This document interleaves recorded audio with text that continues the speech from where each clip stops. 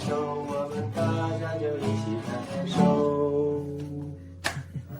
太阳下，我迎芬芳，哒哒哒哒哒哒哒哒哒哒。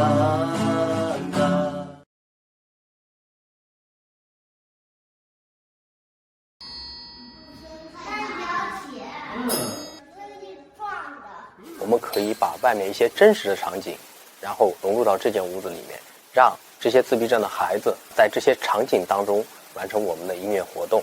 自闭症的孩子语言沟通、社交、情绪是他们的一个核心障碍。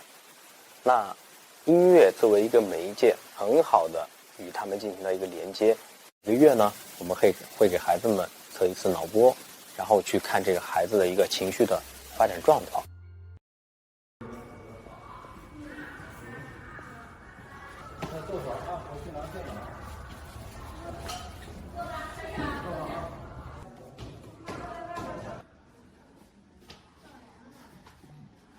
拿自闭症来说，一个孩子一个样，我们需要通过这种教育评估，了解他当下的一个功能情况和实际的乐龄一个发展情况，再去给他制定他的一个康复方案。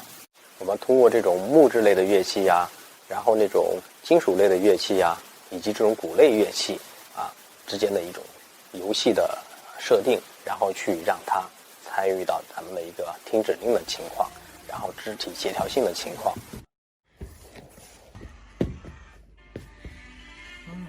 做的真棒！通过这种半日融合，然后根据孩子的一个能力情况，慢慢做到一个全日融合，到最后就可以进入的普通学校进行上学了。